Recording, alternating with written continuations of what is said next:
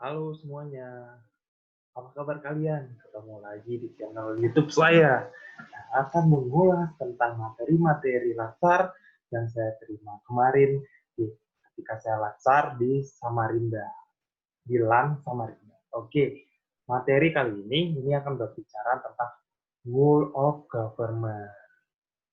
Oke, apa Whole of Government itu? Atau disingkat dengan WOG. Nah, istilah dari Whole of Government itu berawal dari Inggris sejarahnya. Nah, lebih jelasnya apa sih Whole of Government itu? Itu merupakan suatu upaya pendekatan penyelenggaraan pemerintah yang menyatukan upaya-upaya kolaboratif pemerintahan dari keseluruhan sektor dalam ruang lingkup koordinasi yang lebih luas guna mencapai tujuan pembangunan kebijakan manajemen program dan pelayanan publik. Nah, ini merupakan pengertian dari Whole of Government. Dengan kata lain, Whole of Government ini adalah upaya-upaya kolaborasi. Intinya adalah itu, penekanannya adalah kolaborasi. Dengan adanya kolaborasi ini, harapannya bisa mencapai satu tujuannya. Nah, misalnya tujuannya ingin memuaskan pelayanan. Nah, berarti ini ada upaya-upaya untuk berkoordinasi atau berkolaborasi antara satu instansi dengan satu instansi lainnya, ataupun dengan misalnya dengan menggabungkan data-data dengan data-data yang lainnya agar mencapai tujuan yang sama itu bisa. Nah, contoh sederhananya kalau bisa kita untuk gampangnya kita membayangkan misalnya Gojek. Nah, dia kan mengintegrasikan data-data yang banyak sehingga dia memperoleh data customer, dia ingin kemana itu langsung, nah itu terintegrasi. Nah, data-data itu bisa misalnya nanti untuk pesan GoFood, Gojek, dan lain-lain. Saya di sini tidak iklan ya, tapi itu salah satu contoh yang bisa kita bayangkan. Contoh lainnya misalnya ketika kita ingin Samsat. Nah, di sana itu rame kan di Samsat, ada banknya, kemudian ada dari pemerintahannya, kemudian ada dari kepolisiannya. Nah, itu salah satu kolaborasi di mana tujuannya untuk menerbitkan Samsat. Itu salah satu contohnya. Kemudian, praktek WOG itu terdapat 4 praktek WOG. Yang pertama, penguatan koordinasi antar lembaga, berarti lembaganya itu dikuatkan. Nah, berarti kalau sudah ada penguatan, mungkin ada salah satu lembaga yang akan dihilangkan. Karena ingin menguatkan, yang awalnya misalnya lembaga A, B, C. Nah, itu disatukan, dikuatkan lagi koordinasi antar lembaganya. Misalnya Kementerian Pendidikan, ya kan? Dan kebudayaan. Nah, ini jadi satu. Jadi Kementerian Pendidikan dan Kebudayaan Jogres berkolaborasi untuk satu tujuan. Nah, itu kemudian membentuk lembaga koordinasi khusus. Nah, misalnya dia ingin berkoordinasi dengan pihak lainnya, lembaga lainnya, perlu ada suatu lembaga koordinasi khusus. Itu. Terus membentuk gugus tugas. Nah, ini simpelnya yang sekarang. Sekarang pasti semua sudah tahu gugus tugas COVID. Nah, itu salah satu contohnya. Itu sifatnya dibentuknya tidak permanen, terus ada gugus tugas COVID, terus ada tidak. Tapi cuma untuk sementara waktu, agar memudahkan koordinasi. Fungsinya di sini untuk memberikan informasi ke yang lainnya. Contoh sederhananya itu, gugus tugas COVID. Kemudian ada koalisi sosial. Nah, ini koalisi berarti adanya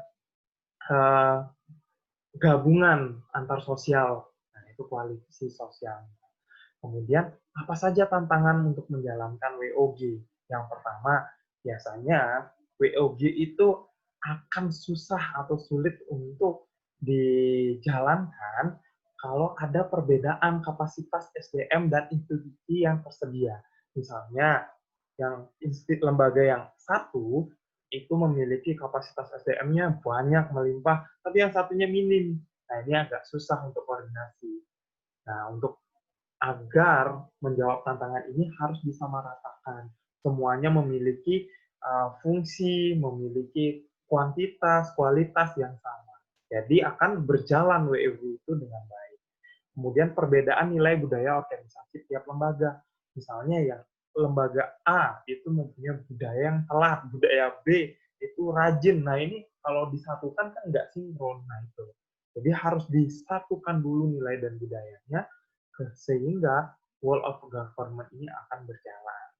Kemudian ada perbedaan cara kepemimpinan suatu lembaga.